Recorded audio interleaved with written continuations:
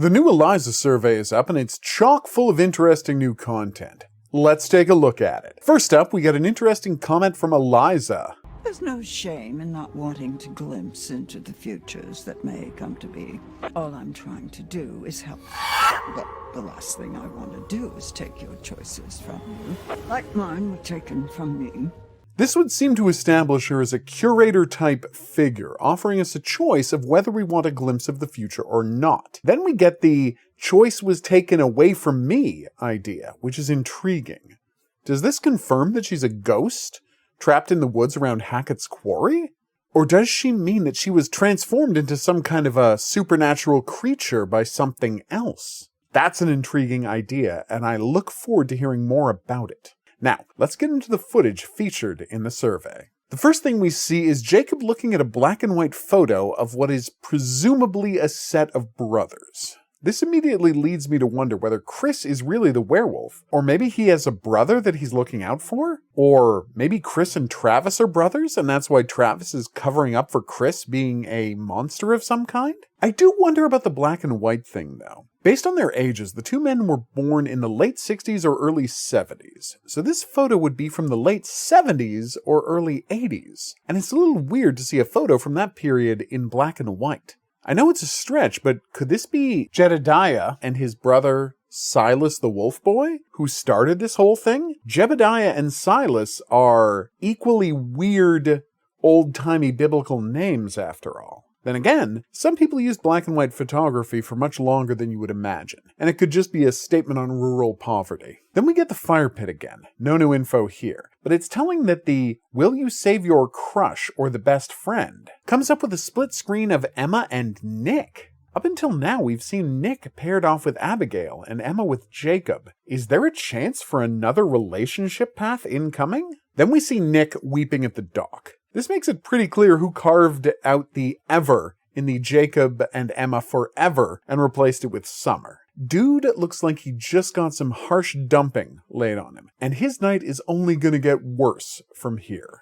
Immediately afterwards, we get Emma on the dock looking pleased while Jacob walks away. This makes it seem like we're checking out two different outcomes of the same scene. Does Emma dump Jacob at the boathouse, or do they stay together? Looks like it's going to be up to the player to make that choice. This raises the question of whether the going swimming together scene we've got glimpses of may be optional. Or perhaps if Emma dumps Jacob, she goes swimming alone? Then, of course, we've got to talk about the big reveal at the end of the scene. The dead body suspended just under the end of the dock. In this version, we see it as Emma is standing on the dock, but presumably in the Jacob dumped version, the camera will pan down as he skips stones. Who is this bald guy? How did he end up dead in the lake fairly recently? It's not like he's particularly decomposed after all. Also, this must have been a planned body dump, since dead bodies float, meaning that he's likely tied to a weight of some kind. Is this an extra murder? One that happened during the summer? This is completely new information, and we need to find out more about it ASAP. That's it for the Eliza video. Let's take a look at Dylan's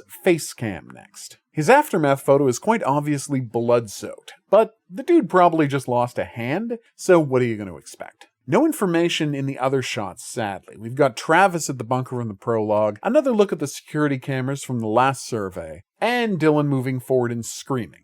No big hints there. The Ryan and Dylan TikTok, on the other hand, seems to follow up on the character bio, as the two seem to be talking about Ryan's shirt, which is from the band No Future Club, promoting their album Cult Damage. This isn't a real band as far as I can tell, but within the game world it's probably fairly obscure, giving the two of them a chance to bond over their knowledge of it. Is this the first time Dylan is seeing this shirt? That might seem odd since they've been working together for a month, at least. But that's the kind of shirt you wouldn't want to wear around children, so maybe it's not that preposterous after all. Before we go, here's something I neglected to mention when analyzing IGN's interview with Will Biles. While talking about the horror genre, we get a shot of a mannequin dressed up as the Psycho from Until Dawn. Do you notice anything weird about it?